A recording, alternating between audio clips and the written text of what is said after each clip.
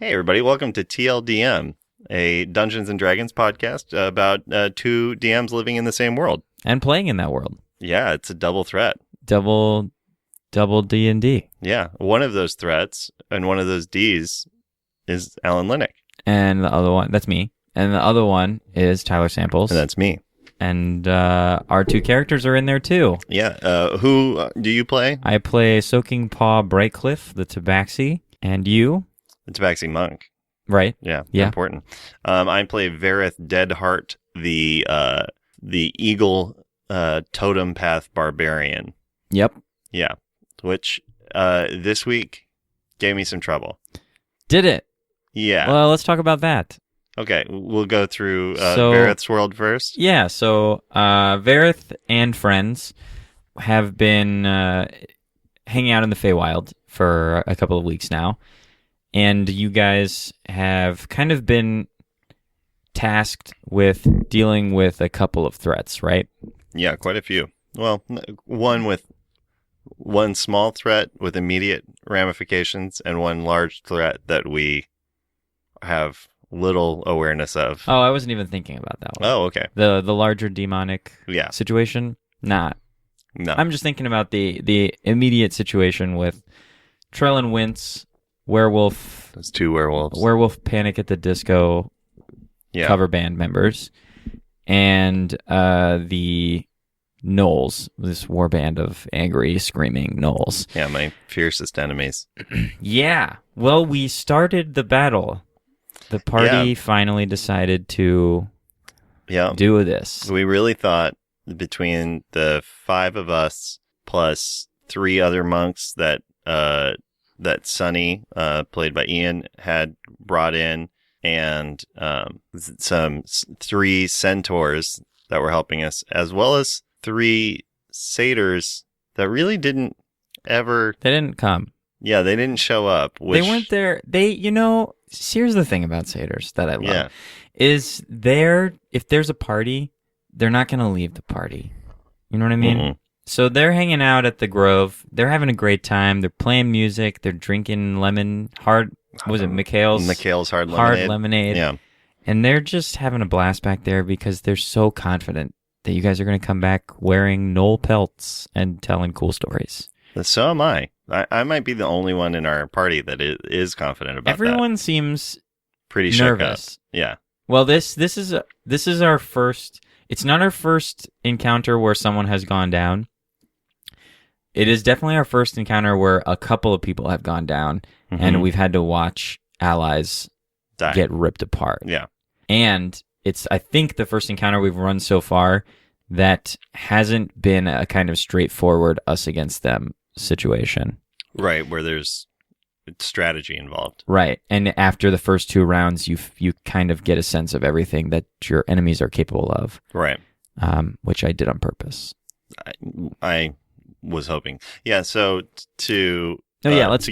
To give my perspective on it, and you can weigh in, but to adopt the fog of war and let people know what it's like on the ground. Yeah, I'll give you Yeah. Vareth and co, we all gathered. Well, really, we had an orgy first. It's sort of organically developed. Which I fade to black on stuff like that. Yeah, I think that's reasonable. If the party is, everyone seemed into it. Yeah, it was a funny thing I was like, I really had to be like, you know what? I'm just going to be into it. Because I was like, Vareth wouldn't be into this. And then I was like, there's no reason for Vareth not to be into it. He's a made-up man. Everybody's having a good time with this. Yep. This can just as easily be something that Vareth is into. It was like a funny chuckle when we moved past it. It was a good RP lesson. Yeah. And I was glad that I never at any point had Vareth pulling away from it at any moment. Right. He was always like, he had his own reasons for not wanting to do it, but it wasn't out of social mores. It was more of he's just a hurt, lonely guy. So we had that. So that happened first. Yeah, and we faded to black on that after we had gathered all of these collective beings and then really bonded them through orgiastic communion. Then we formulated a plan to draw the gnolls across a bridge, collapse the bridge on them, use their fear of running water as a natural barrier to have our ranged fighters on one side peppering them while on our side, while on the side with them, our close quarters fighters would kind of bounce in and out of melee was the strategy. And it worked about 45%, I'd say. Yeah. And then there was just chaos. I mean, Vareth has no idea who's dead and who's not. Vareth has lost consciousness one time so far. And I think when we broke, we left it kind of on a cliffhanger, and we're not sure yet which way this thing's going to swing, but I think anything could happen, honestly. Yeah. And that feels good. I don't like knowing. How many did we get? 5 gnolls have escaped. Right, out of 35. There were more than that. Oh, how many? So I think 24 have been killed so far. Yeah. And there's about and we're level 16 left. Yeah. We're not like, this is a pretty good fight for us. This is pretty, it's nuts. Yeah. I also tweaked the gnolls a little bit, which I am not, did you notice that at all? I wasn't sure. Okay. Yeah. I tweaked the gnolls a little bit for this encounter for a couple of reasons. Mm-hmm. And I promise we will get back to the actual campaign situation after we take this brief tangent into DMing stuff. For a tangent from Alan's brain. Yeah. Here we go. So I took the gnolls as they appear in Volos and in the monster manual, and I tweaked them in a couple of different directions for a couple of different reasons. The first, I'll go through tweaks first, and then I'll talk about the reasons concurrently. Of course. So the first tweak I made was I adjusted all of their HPs down a little bit. Okay.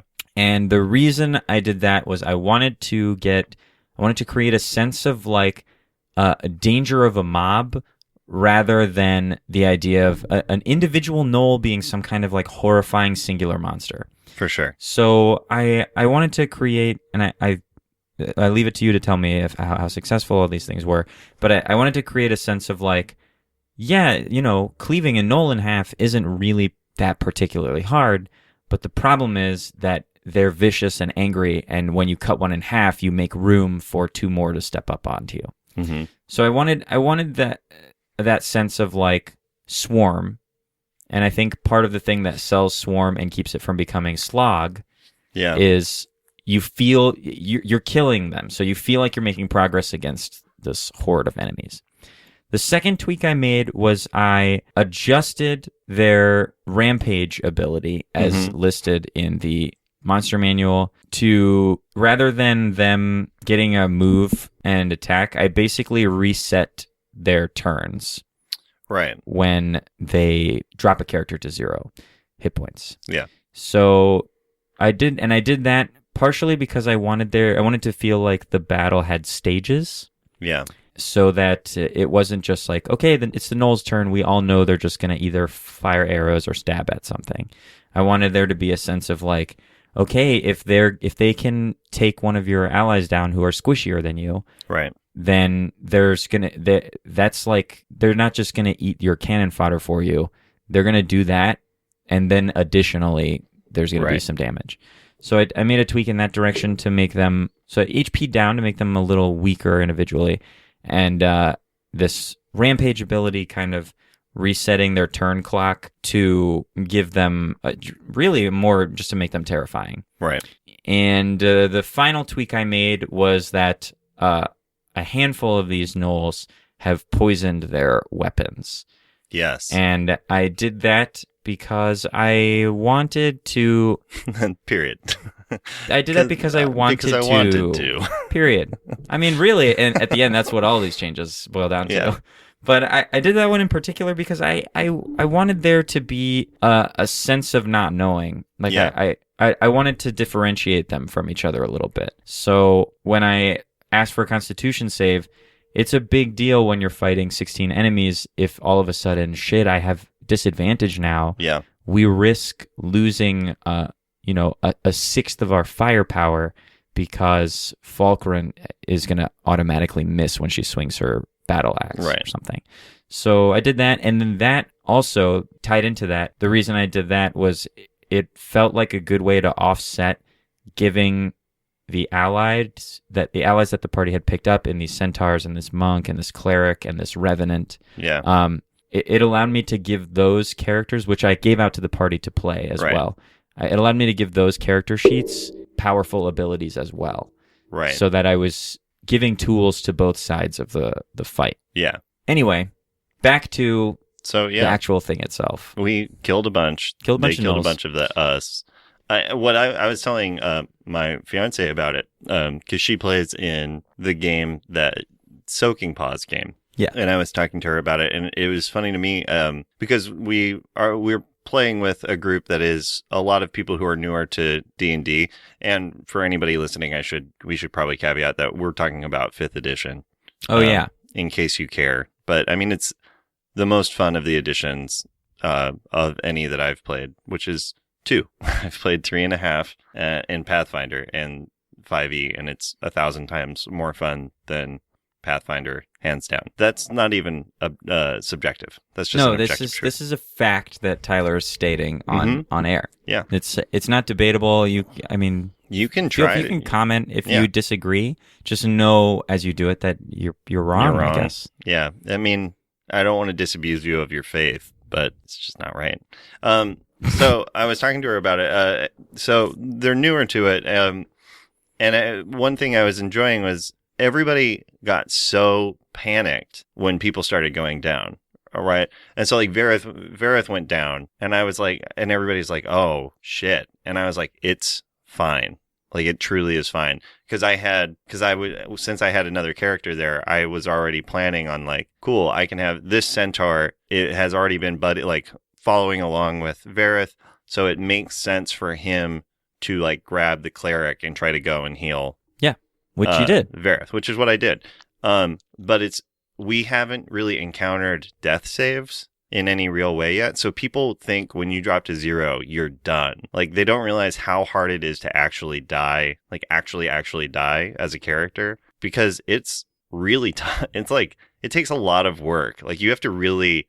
Like, the party has to all kind of go down, or they have to abandon you. Right. Because you have... Unless your DM is sicking monsters on you while you're down, which is an entirely other conversation that we'll probably have on this episode. Yeah. You have 3 at minimum. You have 3 full turns for someone to come over and, put a lemon in your mouth. Yeah, or do a medicine check or Yeah. So, and I like that. I like that about 5e because I don't know. No one, people are playing their characters because they like them, or they like the build, or they're interested in playing them. So killing them, if they were easy to kill off, maybe that would do something to the game that would be interesting, but it would maybe also be less fun. Yeah, I think, which is why I love having situations, which you can't do it every week because it gets old and lame, but periodic moments where you are playing 2 characters, like a backup NPC, because that NPC can go down and you get to experience all, like the centaur I was rocking, Rats, who went and saved Vareth, then he got like mongrel torn apart by the gnolls. And I was like, yeah, he died a hero. It's like a big moment. We all get to be like, oh, damn.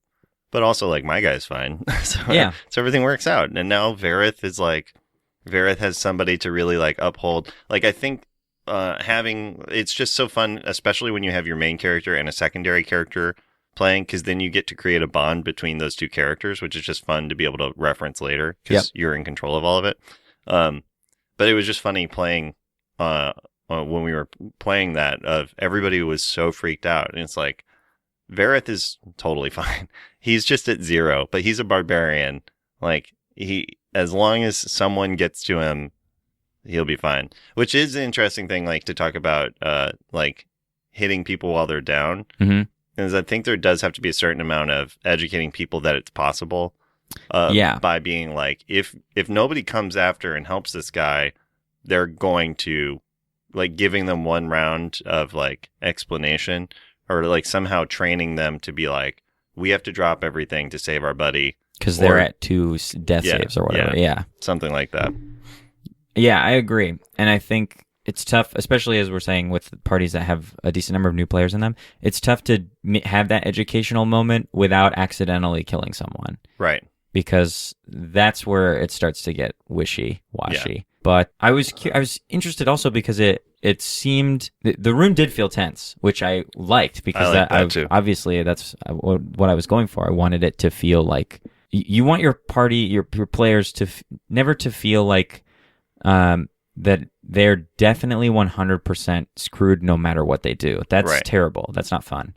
That's like a DM versus players game, and if that's the kind of game you want to run as a DM, you're just going to win every time because You're you the have you literally you not only control what they're fighting against, but you control their progression, Right. which is so unfair. Like can great, you know all of their capabilities. You can pick something they've never seen before and tweak it and make it come at them out of nowhere. You know what I mean? Like, yeah, the only way you can that those make sense to me, like those like 80s D&D games where it's like Tomb of Horrors and stuff, is if the DM has a certain like internal code of like does a ton of prep and then holds to the prep no matter what people do, so that if they're like, we dig through the wall, he's like, well, you beat me, you thought of a solution I didn't think of, or something like that. But yeah, when it's like a total playground on both sides, the DM. Yeah, the DM. The game is, if you're not playing it with them, the game is clearly stacked Right. against them. Right. Because you're stacking it. You are the game. You are the game. You're the game master. You're the game. I think more than the game master or like dungeon master, I like to think that I am the game. Yeah. It also and I don't know if fits that's like into an your ego egotistical. thing, right? It might be egotistical, but to say that sentence. But what I really mean when I say it is that the everything that the players experience, Yeah, is filtered through. you're like Ego, the living planet. I'm yeah. Well, yeah. I'm like Ultron. Yeah, you are giving. I'm Galactus. Yeah, you are the devourer of worlds. I eat worlds. But and you they also make create. me strong. Yeah, you I can eat create worlds, everything. and then when players ask me questions, I have to hurriedly shit out new worlds Exactly. to appease Exactly. their and they're in thirst for awe, knowledge. but they also are furious. Right. Yeah. So I was trying to create a situation, and I'm actually kind of happy that it ended on we had to stop halfway through the battle because we just ran out of time, and now we're not sure what's going to happen. That's great. Because I wanted to create a situation where the players were like, what do we keep doing? What do we do? How do we do this? We can see clearly based on what's happened so far that there's no guarantee that we're all going to walk away from this. Right. Or that we won't have to try to run for it. So I'm glad, Yeah. Like it felt good to me. And I like to think that building those kinds of tensions only help the game at large. I think so. Yeah. I had a great time. Well, good. I also am aware that I was the one goading everybody to fight, in part because I was like, this is what my character would do. Like, my character would not run at this point because he would be like, no, we're fighting. And we drew our line in the sand. And we have a plan and we have to stick to it. But also a little bit to be like, you can't be this scared of damage because we're not trying to win the game. Like the game will happen. The game continues to be a game regardless of what happens to our characters. So like you have to kind of have some faith that things will work out somehow. By work out meaning it will continue to be fun and interesting, even if you do lose a fight. Yep. So that we're not always just like doing guerrilla tactics on accident. Right. Where it's like, if it's on purpose, that's awesome. If we like plan that to do that, that's great. But if we like just run away every time it gets hard, then it's like, I feel like maybe some of the NPCs would think a little less of you if you. Yeah. Well, they're dead now, so. Well, a couple of them are still alive. Yeah. You still got a kid in that Centaur Grove. You got to go. You made a promise. I made a promise to him, but I also told him. So yeah, there was an NPC Centaur baby whose father had died, and Vareth has experienced a lot of death in his life.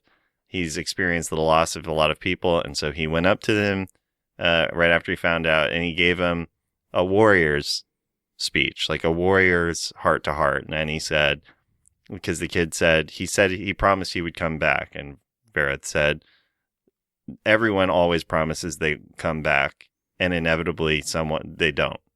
So you you have to accept the fact that they won't always come back. They'll always say they will, and they won't always come back.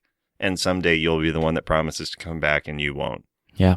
And it was a touching moment. It was a touching moment. And you made him cry. Yeah, the rest of the party was pretty disturbed by it. I thought it was pretty good Vareth moment. Which is really weird because then they just like had an orgy. Yeah. Like in clear view of everyone. Yeah. And then Vareth sought him out and made the promise before he left. Now, Vareth does intend to keep the promise. Well, good. But we'll see. Don't make promises you don't intend to keep. Exactly. But you can make promises you can't keep. Absolutely.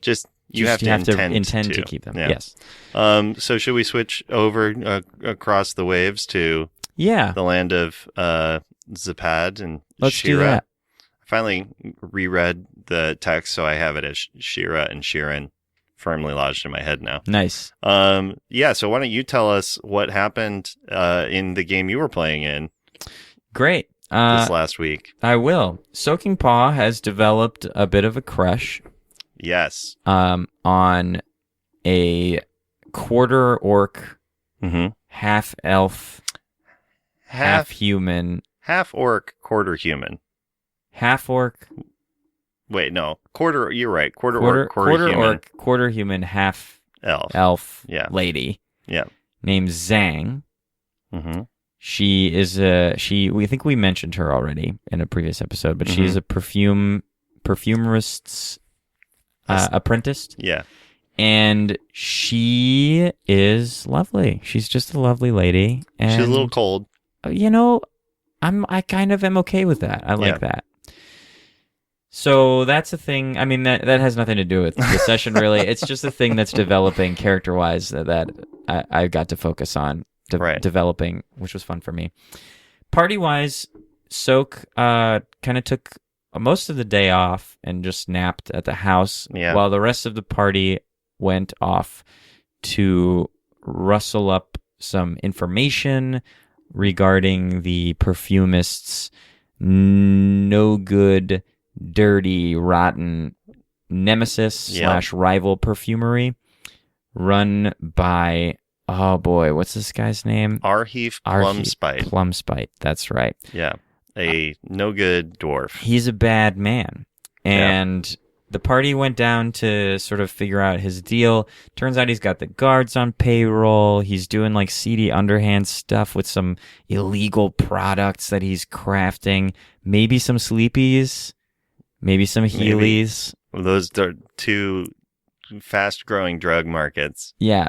There's what are like uppers and downers for us. Yeah. In the real world are like alchemical Sleepies and Heelys. Sleepies and Heelys. So we know he's dealing with that. But more importantly, we're still on our quest to obtain the interest of Obit Shipe, the seedy underworld kingpin of Foston, the city on the cliffs.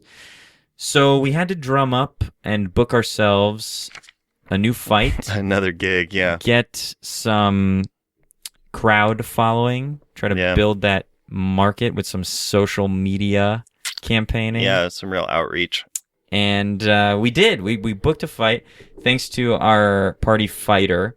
Yeah, Hector. Whose name is Hector Northtooth. Yeah. And he did some fighting demonstrations outside. We've discovered he looks like a brunette He-Man with like a little bob. Yeah, it's real sexy. It's adorable. He did some stuff outside. We entered ourselves as a tag team fighting duo at the Freighter, the IO of we analoged all of these underground fight clubs as local Chicago improv theaters because that's what we know. Yeah. So we did that. We just mercilessly obliterated this young lord who decided he wanted to dabble in a to the death underground fight club. So you're bad, dude. Yeah. That's just on you. We gained 3 retainers as a result of this fight. You took his leftover servants. Oh, I wanted to talk about crit fails. Yeah. That's a thing you do. That is a thing I do, and I sprung it on you. Yeah. Yeah, I saw you were a little surprised by it. I was. Yeah. I had forgotten to mention it because it just hadn't happened because we hadn't had many combats. I love crit fails. I think they're the funnest thing. Okay. And it does, I will be the first to admit, I did not introduce them in a way that made them fun because it just happened while we were playing. But yeah, I go by the style that have you ever listened to Nerd Poker? No. I don't know its quality now. I stopped listening because it Is it a podcast? It is a podcast. Oh, it's by Brian, free plug. Yeah, it's by Brian Posen. Okay. The stand-up comedian. So the first 100 episodes or something are really, really good because they have this DM who's just incredible. Just so good at setting tone, managing everything, letting a bunch of stupid comedians go crazy and organizing it and keeping it contained and making amazing worlds. Sounds like Dan Harmon's DM. He's better. Better. Yeah, Dan Harmon's DM is really good, but Dan Harmon's DM is it's personal taste. Dan Harmon's DM, I forget his Spencer, is very locked into the old school D&D mindset a little bit. And the one that they start out in for Nerd Poker is a plain, a spell jammer, where it's across space opera. Yeah, but they don't know it at the start. Oh. And so there's some really cool discoveries. So it's much more, it's just much more, it kind of pulls more from science fiction just in terms of the world building, where it's just very lush and ornate. It's so cool. But he plays with crit fails. I believe he does, because I don't know where else I would have got it. So the way that they do it is, if you roll a 1, it's a critical fail.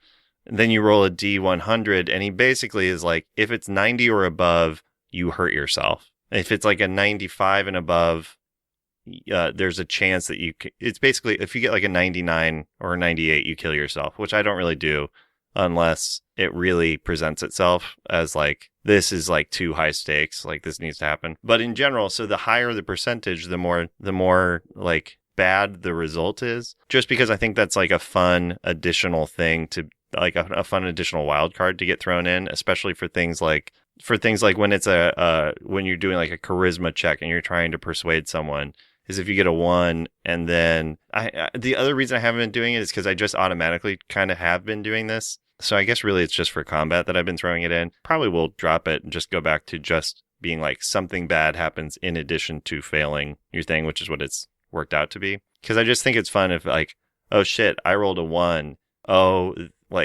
there is a twist is about to happen to us all that's going to affect us all because I really reached for something and then failed at it.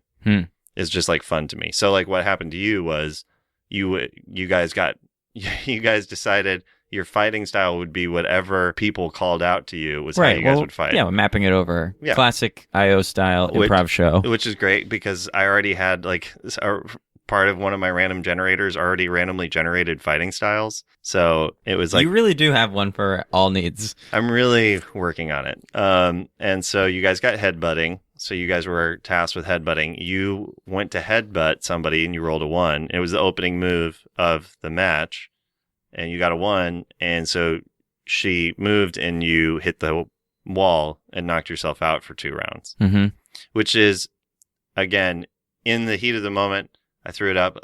In hindsight, my least favorite way of doing a crit fail because it's just not fun for the person to get taken out of commission at any stretch of time. Effectively, it just made me roll automatic 1s on my next 2 rounds. Yeah, but you don't even get to do anything. It would have been better if I had been great, you need to, it would have been more fun had I been great, you need to roll a D8 at the top of your turn, and we'll see that will dictate what direction you go in, or something like that. Something where it's stumble in a stumble. You're concussed and you're seeing 2 people, and it's that's cool. If you roll odds, we'll see if you hit the person or if you hit their superimposed image, something like that.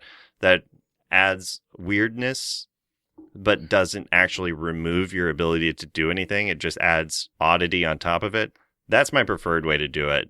But I was juggling so many other things in my head at the moment that I went for the most boring version. So it didn't end up mattering because Hector Northtooth just ruined this person. Yeah, with one move, basically. I think he action surged and rolled double crits or something insane like that because he's a champion. Yeah, so he gets 19 and 20 critical. Yeah, he went fishing And for it and he landed it. Holy moly, he just obliterated this poor guy. Yeah. But that guy was a dick, so... That guy was a dick. And I don't even... and he was purposely introduced as a dick. I ain't mad. Yeah. I mean, I haven't yet... which is good to think about. Which goes to the other question, but I haven't yet introduced, like, someone you guys have to fight that is likable.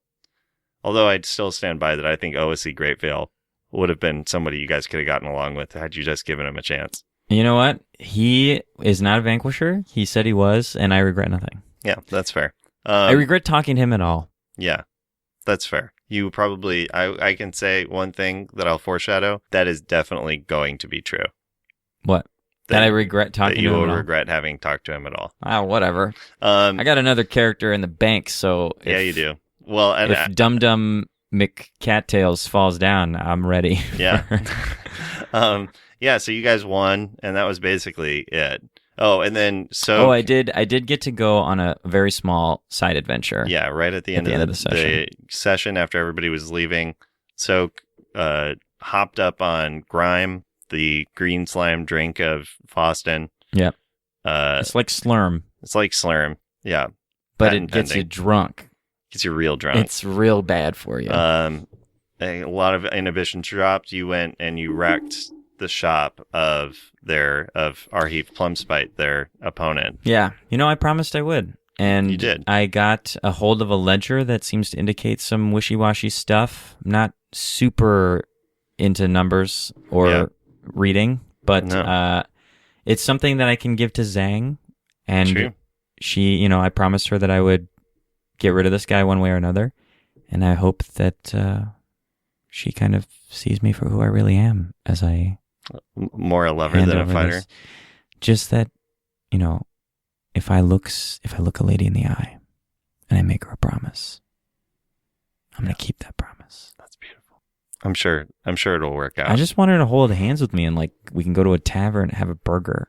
Oh, yeah. You know what I mean? Yeah, you just want to get a turkey leg somewhere. I want to get a big fat turkey leg and a blob of mashed potatoes, and we just drink big flagons of whiskey or whatever, arm over arm. You just want to both start at one end of the turkey leg and meet in the middle. And give a little cat kisses. That'd be beautiful. Whatever. So those are where the games stand this week. That is where they stand. And we sort of talked about some mechanical stuff. Yeah. Interweaved in there. I have a few questions for you. Great. About how things are going, or just in general? So the game made me think about something, because this is an interesting opportunity to, I have a lot of conversation starting questions. Great. First off, icebreakers. Yeah, I have a few icebreakers. Classic. Get to know you. Yeah. So one DM to another. Here's my first icebreaker. Mm-hmm. My main icebreaker. What would you say your strengths are as a DM? I have no idea. In an Alan Linnick game, you're like, well, I feel like people will walk away being like, he's good at X. God, I mean, I can say what I strive for and what I hope my strengths are. Or you can describe it as just like what you think your style, like you're going to get a lot of X when you're playing with an Alan Linnick style. I hope I'm pretty good at folding in what the characters, or what the players want to do or bring up or create, but in a way that makes the world feel fuller or interesting or something. So I don't know how to describe it more than that. So I'm going to leave it there. And then my other hope is that I am pretty good at figuring out what kind of game my players want to play, and helping guide them or guide the game or create things to do that match that situation. Because I will say, I think my biggest asset as a DM is that I am I very much so believe, and I think Matt Colville talked about this in one of his videos. He's awesome. So one of the things he talked about is if your players aren't having fun, you're not having fun. Right. So, and that doesn't always mean that they have to, it has to be easy for them or that they get everything that they want the way that they think they want it. But that idea of I think one of my better assets as a DM is that I can is that I come at the game with that in mind. I believe that I must make sure that the time is worth it and that my players want to be there and that they're having a good time and that they enjoy it. And I will mold the game or change the game or rework the encounters that are coming or the people that they're going to meet or the places that they go to match what it seems like they are into. Yeah. I don't know. That's a good answer, man. From your side looking into it, what are things that you think of as like, and then I'll flip this on you. What are things that so far from your experiences having me as a DM, what are things that you've seen so far where you're like, oh, this is an Alan flavored DM experience. If someone were like, I'm about to play a game with, jump into a game with Linux, what should I expect? I'd be like, I feel so bashful just paying you compliments right in front of you. No, I can. No, it's fine. Turn my mic on. You know what? 21st century men, toxic masculinity be damned. I think you're very good at doing NPCs. I think there's like a variety and an access of character that's very fun. Creating, I mean, the main thing I would say to someone, if someone were asking, is like Alan puts the work in, so he's got a lot. He does a lot of preparation. You're very prepared for your games, and so it's like, so if you are willing and able to pay attention to it, you can get as much out of it as you want. Like you can continue to dig into things and know that they're connected to other things and stuff. Like you know that the parameters of the world aren't defined at just that week's game. That there's bleed beyond that. You could walk up to the edge and see, another 100 hexes or whatever. Yeah.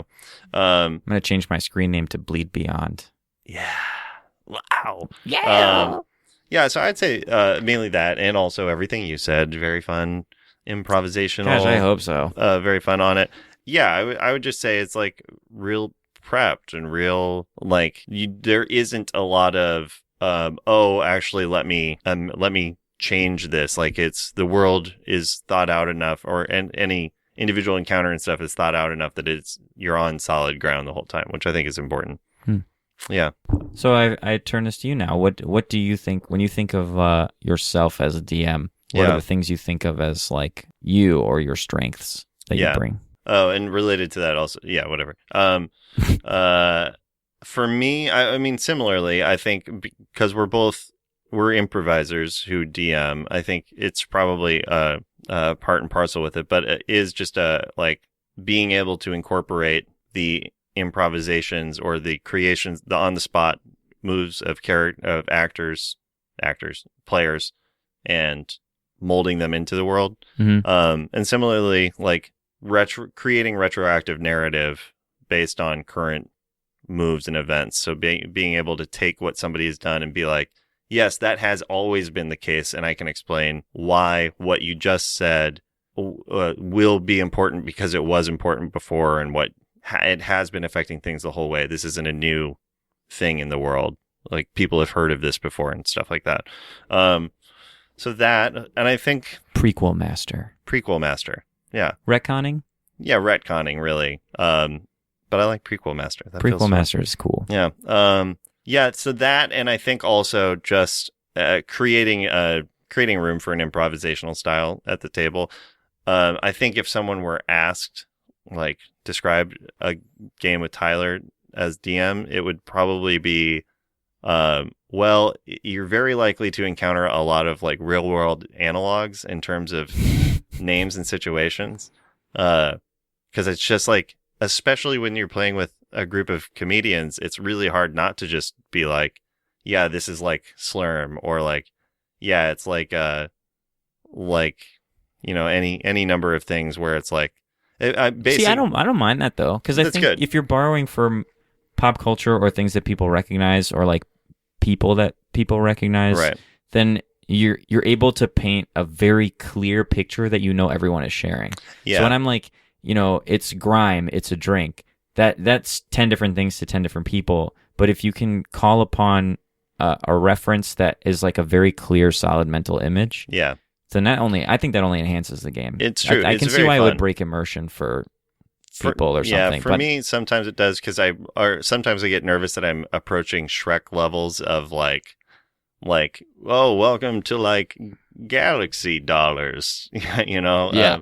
The like everything has like every brand exists in this world too, and things like that. But yeah, so what would your answer be for my like if I was like if someone was like, hey, Tyler's gonna DM a game for me, yeah, what should you expect? I would say I would say, and this is based on my experience of this one game. Yeah, I would say get ready to play, like get ready to play in a sandbox. And I think something that you're particularly good at is like letting the characters be. And we just kind of like get into mischief, and there's like clearly seeds that are planted and like things that are around. But just like you have a very gentle touch that I think is really cool, that the characters just kind of like are allowed to fucking bumble around and be dumb and have shit happen to them, or like discover things.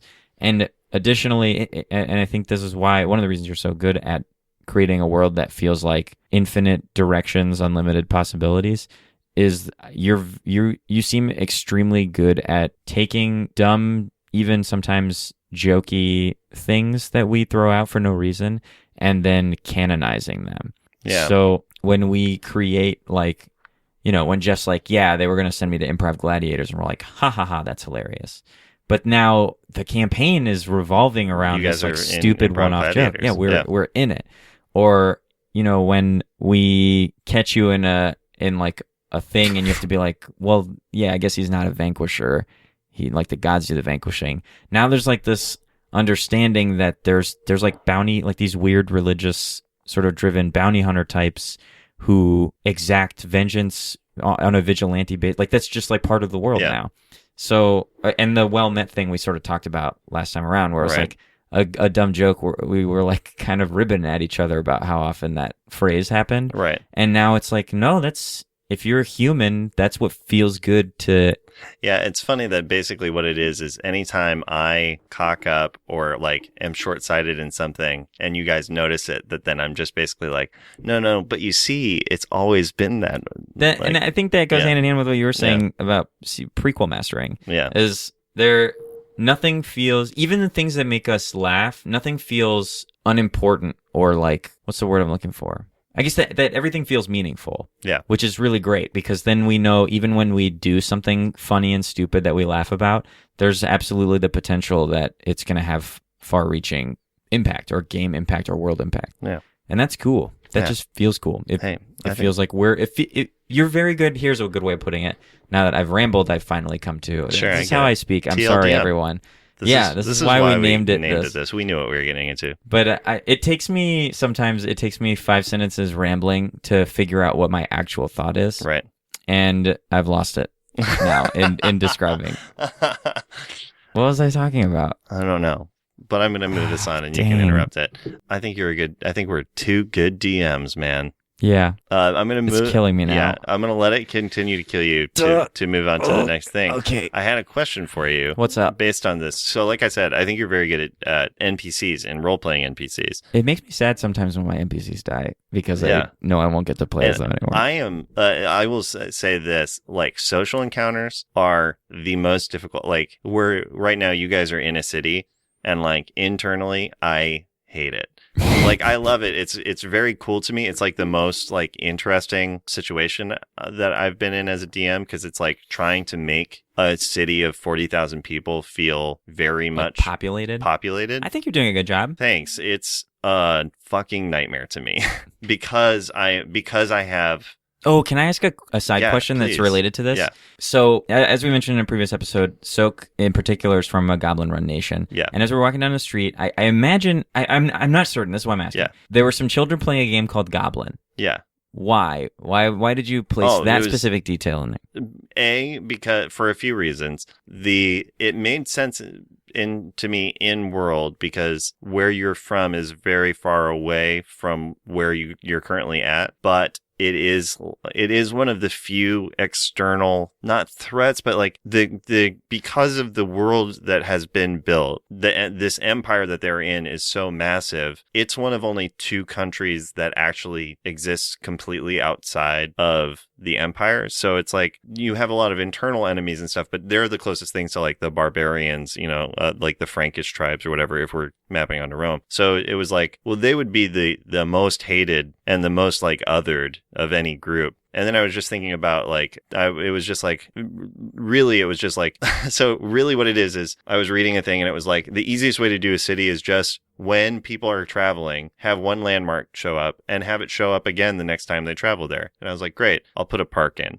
Was what I was thinking on the fly. And then I was like, well, a park needs things in it. I can't just be like, you walk through a park. You accidentally created a landmark that requires a bunch of NPCs. Yeah. So then it was like, well, kids would be playing in it. That's fine. And then it's like, what are they playing? And then, so I did it to get your goat as a character. Goat got. Yeah. And Go B, gotten. because it made sense to me of like, it's like the eeny, meeny, miny, mo, which has like the where now we say like catch a tiger by the toe, but it used to be like a horrible racial epithet. I did not know that. It used to be the N-word, or at least in the South, it's used interchangeably with that. I didn't know that. Awful. That's horrifying. And it's like with kids and stuff. And so it was like, it made sense to me that that's how they would, that would kind of track and relate. So it just was like, so I was like, yeah, that makes sense. Like you don't want to be it when you're playing tag. So you wouldn't want to be the goblin because like the goblins are the worst. Well, I just liked it. I was curious because it killed 2 birds with one stone in a way that I found interesting as a DM, which is, as you're saying, populating this city of 40,000. I was like, yeah, we walk down the street. There's kids playing in the street. We can all see, like in our mind's eye, we can see that. They're everywhere. Yeah. But adding the additional detail of like mining one of your characters, what you at least hope or presume they'll remember in their own backstory. Because I sometimes that's the struggle, is like reminding people that they've created strong bonds or like ideals or enemies, right? And then you drop those things and they're like, okay, and yeah, which is why I never play this. I don't have any player I have do any of the personality stuff like that. Yeah, because especially with improvisers, they're so lazy, like they will not bother to make like a real cohesive They'd rather background. Make it up as they go. Yeah. So it's like easier. Oh man, I love making character backgrounds and stuff. I mean, it's super fun. It is, for me, surprisingly hard. I really enjoy it, and it's still for me really hard to follow. Mm-hmm. It's easier for me to establish it and tweak it. Like Varith's personality and like bonds and ideals are slowly coming into focus for me as I continue to play him. Interesting. But it is, it's just like a different play style because I have to be present as the character for a while before I can start to understand how he would have reacted in the past. And Gotcha.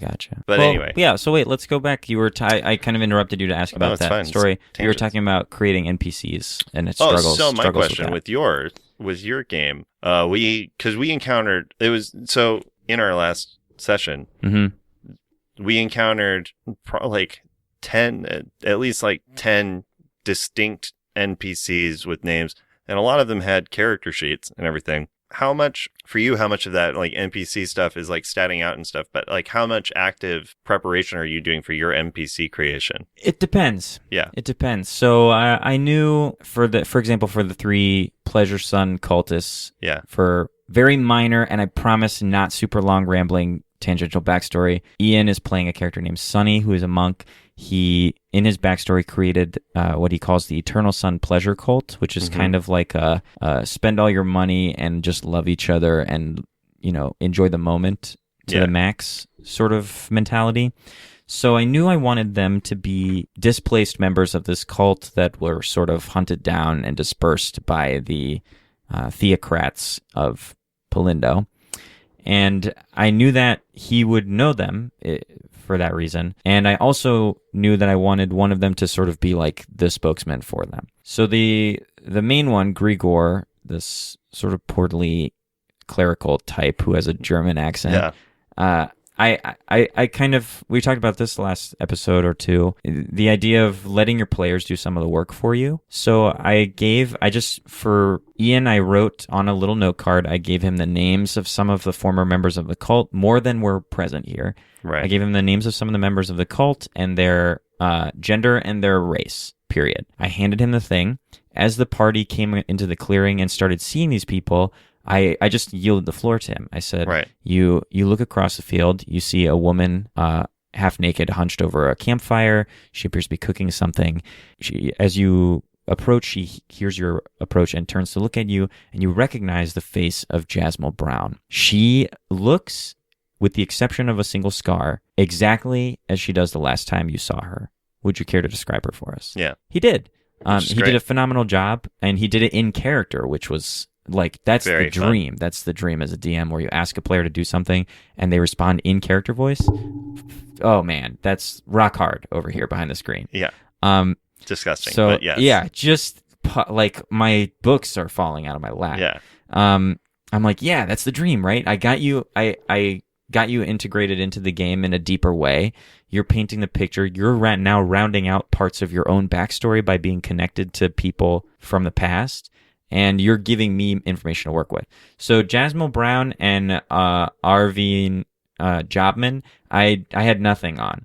Yeah. I waited for Ian to describe them to me, and then I sort of used his descriptions to catapult those characters. Sure. Someone like Riordan, this revenant Eladrin who is sworn for vengeance against the Knolls. I just played up. I just made the Eladrin kind of my own thing, and I pictured them as like elves who were too good for the material plane. Yeah. So they stay in the Feywild and they prefer it there, and they know how cool they are. They're just the coolest motherfuckers. Yeah. So I kind of made him like a kind of like Shakespearean style clown Yeah. character who is so sure that he's the hottest shit. I made him he's Mercutio. Right. So I made him Mercutio, and I did put that prep in there, but running him, I think what always ends up happening is you do as much prep as you can, and then of course in game you're juggling 80 things. Right. So most of that actual character development and character work came from as I was doing him. Yeah. And of course then the player characters start probing for stuff you didn't write down or didn't prepare, and then you have to do that. You have to do that stuff. So keeping them distinct, I don't know.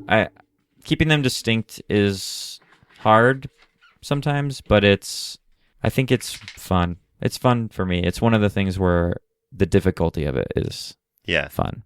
Yeah. Because I've been... Did it seem... Oh, I don't know. It felt great. I mean, that's why I said you're good at NPCs, just because I've been, in part because it's such a personal, like, difficulty of mine to do that. It's just like not one of my strengths. Because I'm not like a very good improviser. I'm a very good world builder. I'm an okay scenic improviser.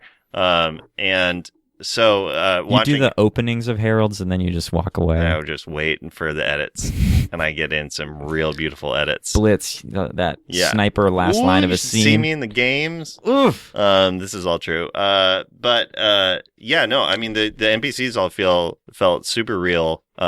Throughout, which is great. I do agree. Like, it's just been interesting a little bit because with our game, with the game you're playing in, it's been interesting because I have the world built so much more than I've ever had it built before. So I'm going from a zoom out, or like a zoom in perspective. Like, I know everything big, and I'm like continuing to go in.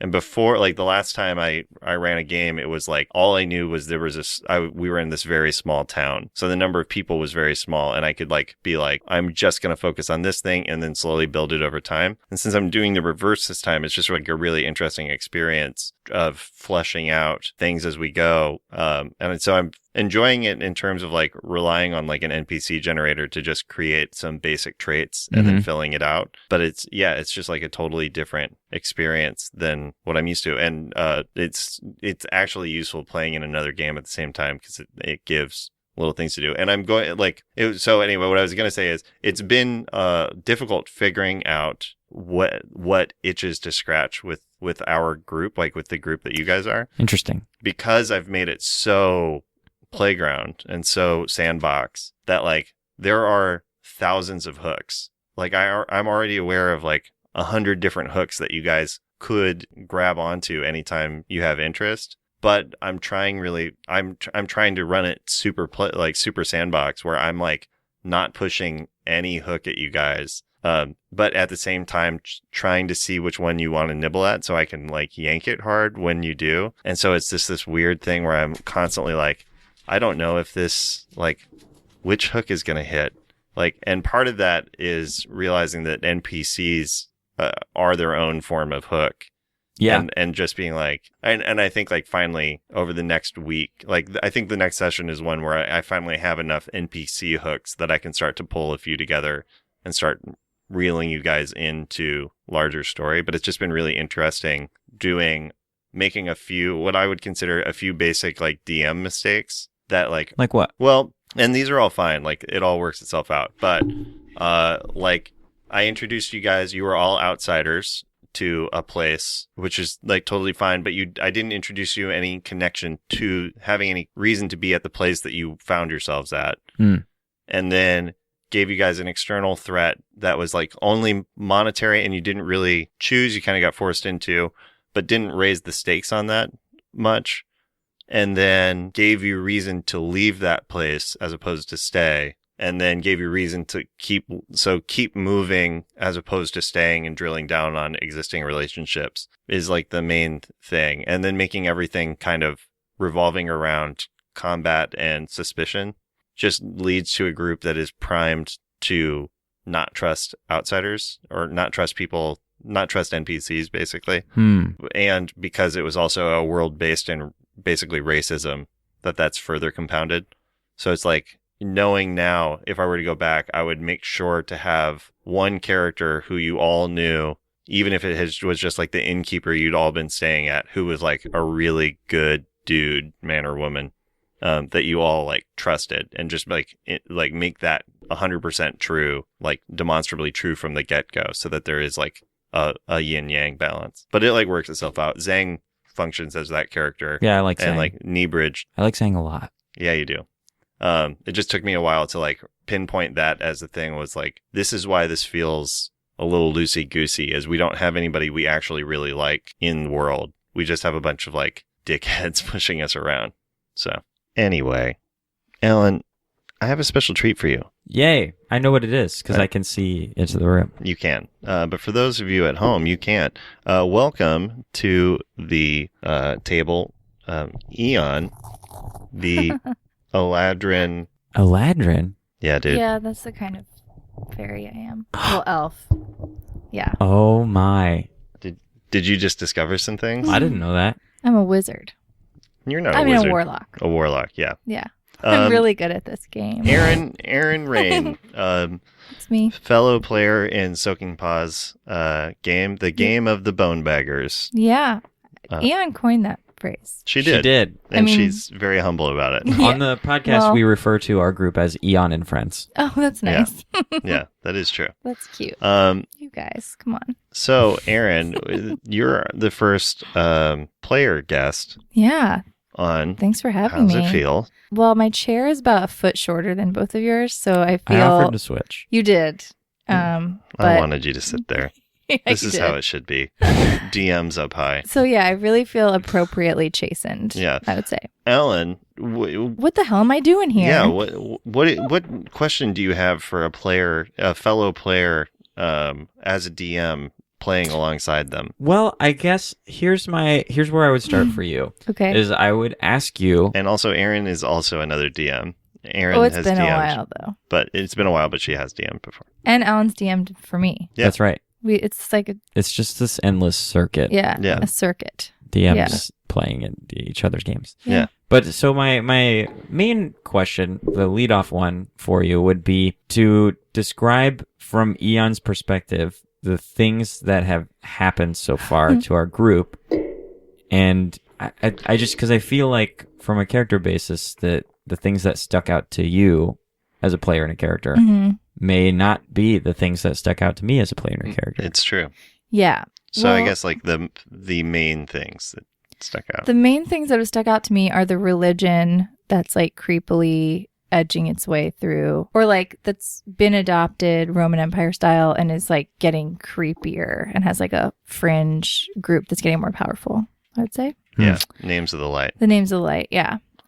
And the egg thing is sticking out to me. Yeah. Which one? The bag of scrambled eggs? Scrambled eggs Or I almost forgot about until... I had completely forgotten about it. But then when Neil said it, I was like, oh, that's what he's talking about. Yeah, we have a sack of near infinite scrambled eggs. Yeah, Mark McGrath has, played by Jeff, has been stealing scrambled eggs and putting them into a bag. I hate thinking about that bag. It's gross. It's gross bag. disgusting. I imagine it's wet. I imagine it's Oh, like yeah. a Obviously wet wet. bag. It's just a burlap sack. Oh, I was Yeah. thinking leather, but still. That's worse. It's Well, worse. that's way worse. That's way worse. The smell must be... Yeah, it's not like they're actually magical. Right. No, it's just a bag Just of It's eggs. not like a It's bag of just- holding with eggs in Oh, it. I just We've got... been traveling for ill. like 4 days. Yeah. So there's that It's bag, upsetting. but there's also a bag of insect eggs. Yeah. What are those called? Ankh eggs. Ankh eggs. Ankh eggs. Yeah, so we've got that going on. I mean, that was a horrific experience. So from Eon's perspective... And why? What's horrific about it? Oh, because there were like kids that died, and then an Ankh egg laid eggs in their body, and then other people that we didn't kill them, but we didn't help, and then Oh, I Ankh feel eggs like we laid. helped. Yeah. So Okay. yeah, because I that mean, is. from Eon's perspective, what were you going to say? Oh, I was just going to say that is one thing that I added to this world's version of Ankh eggs that is not in the monster manual, which is sort of alien style. Like their eggs have to incubate inside the living flesh of other animals. Yeah. And these, in this instance, have incubated in human flesh. And the idea that there are these buyers who like want human incubated Ankh eggs Pretty gross. to eat Yeah. or do whatever with is gross. But I also, hadn't really thought about that either. oh yeah. It's like The Graduate. What's that movie? Soylent Green. No, it's like called The Freshman, I think, where it's like Matthew oh, Broderick. Wow, what a pull. Yeah, Matthew That Broderick. is- You know what I'm talking I about? do know that Matthew that Broderick? that mid to Yeah. late 90s. Yeah, I'm All right. I'm a '90s kid, baby. Yeah. Yeah, where he and Marlon Brando's in it, and he plays a Godfather-esque character. Oh, I Who- don't know this movie. Well, check it out. I want to tell you who like hires him to capture a Gila monster or some kind of like lizard because he has dinners for people who like to eat rare animals. Yeah. Like really rich people who are like, this animal is endangered, so I want to Yeah. eat it, which is nasty. Yeah, I agree. Yeah, thank you. So, but also from Ian's perspective, like she's got a lot going on. I didn't actually know how like galimphy this party was going to be. Like it's a bunch of galoots. It is. It I really didn't know it was is. going to be like that either. And like it's really fun. That is not a criticism, but I came in with this whole kind of like Fairly sophisticated backstory for my character. we that- fucked it up. I mean, you didn't fuck it up. It's just that there's like no way for me to play it right now. Oh no. I mean, and it's not bad because I'm having fun. That's not a complaint. But you know what I mean? I do know what you mean. Well, Like, could you explain? I mean, obviously, I would not let this influence the way my Yeah. character yeah. goes What through I the mean, world. what do you from your? We'll do it this just to from Sure. what you've experienced, there's Alan. What something- is it that you believe her backstory is? Something clearly spy-like going on with Yeah. Eon. To be fair, we've never really probed because none of our characters really care. They don't care. Yeah. That's so funny. Right. We mostly just like that you're not a human. Yeah, for sure. Yeah. So I don't know. I feel like even me knowing details won't really change anything because It won't. on a play within the world that we're in and the way our party functions, I don't think anyone would really give a shit. They wouldn't. And that's the thing is like, it's a sophisticated backstory, but it's not like fun in and of itself. What? So Right. what? It's just Can I like- ask? What? Yeah. So when you were building, let's jump to that because that was going to be one of my questions for you. Sure. When you before the game even started, Yeah. you were aware that we were going to play, Yeah. and you started putting a character together. hmm How did you? What interested you? What drew you to this? What ended up becoming Eon? And then I guess tied into that, Yeah. what is her backstory? Well, Eon started the first game I ever played with Tyler. Yeah. Which was like a two-person. It was like a pillow talk game. Yeah, it was. I was Yeah. like, "What's We D just- and D Pillow like?" talk? Yeah, we just played Literally. D&D like in the morning in bed. Because I was like, "How does D and D work?" And he was like, "Do you want to play?" So then he would just like. Did he just say it's had- sexy? Probably. Yeah, you know I did. Yeah. What do you want to play? And then it was Oh, like, now I want to play. Yeah. yeah, but then it's just like, you're in a forest. What do you see? What do you see around you?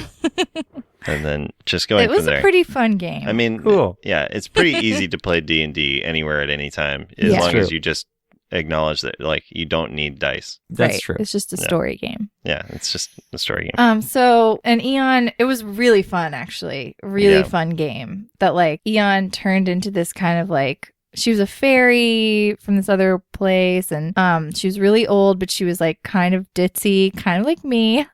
And she just had all these adventures happen to her. And not that I'm really old. I'm kind of ditzy though. Anyway, so I was like, I want to play Eon again. But Eon was not a real D&D character. Like she didn't really fit into anything. So I was like, okay, well, I'll make her an elf instead of this fairy that she was. And I don't know. I think that the way I built her was reading the description of the world that you'd built because there was the elf land. Yeah, Hydeland. Hydeland. So I was like, oh, I'm going to be from Hydeland. And since they're so separate, or did you create this world initially? I drew the map and sort of wrote like I want to say 2 sentences on the countries that I figured were far away enough that I didn't have to bother a whole lot with them. Yeah. And then those became Tyler's countries. Right. So yeah, and Tyler made up this thing about how there was this dimensional gate. Is that okay for me to talk about? Yeah, it's fine. Alan doesn't know about it yet. Yeah. But he can now. I know Alan's secrets. Yes, okay. So yeah. I mean, that's part of the weird thing about co-curating the world is that we kind of have to know stuff.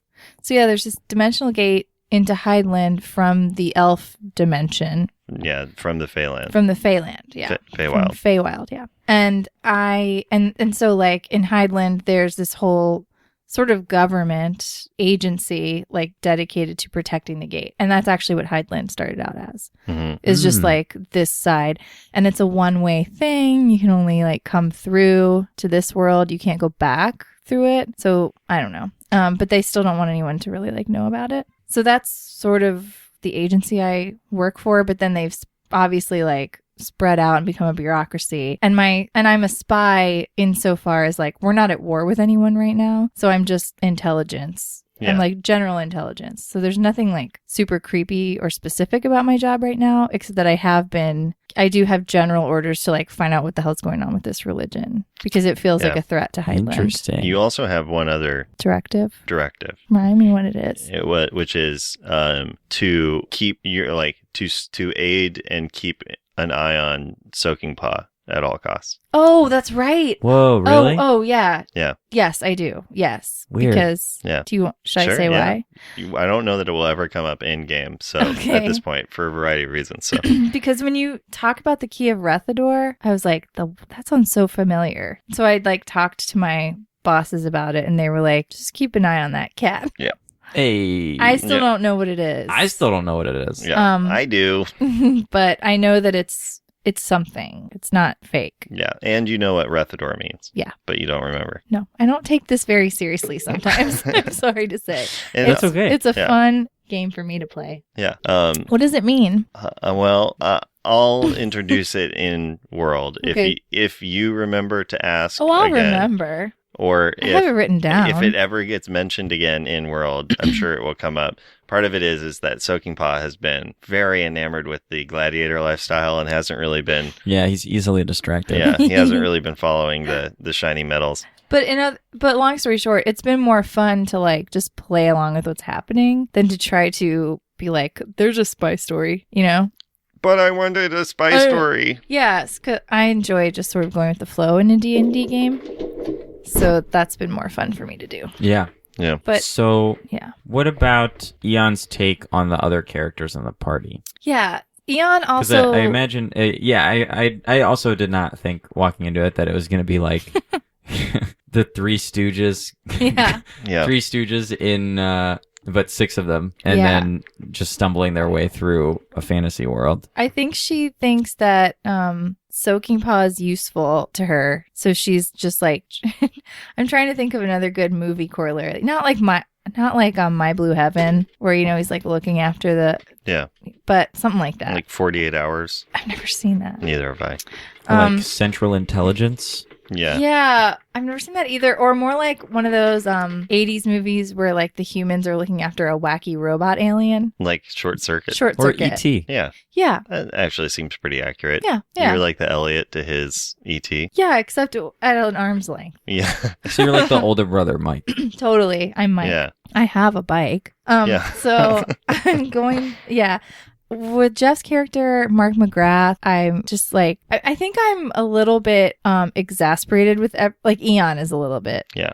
Just like, okay, this is who I've ended up with, and they're a bunch of goons. Like, but Eon's also kind of a goon. Like, she's proficient at her job. She's not a standout. It is funny though that in the current crop of people that you're around, she's the most erudite and like, yeah. Oh man, she is usually like kind of a fuck off. But in this game, I think she's just like a little bit like, what is going on? Like, what is my life right now? Definitely the most intelligent member of the party. Yeah, or at least willing to be intelligent. Yes. By a long shot, I'd say. I think the new members of the party also, she's just a little bit like, why are they here? What are they doing here? Yeah. Why do they want to be around us? Like, to them, to her, they're like wild and not like Hector and Lilac. Yeah, Hector and almost. Lilac. Would you say that the addition of these extra variables has now made the party feel like it's beyond Eon's control?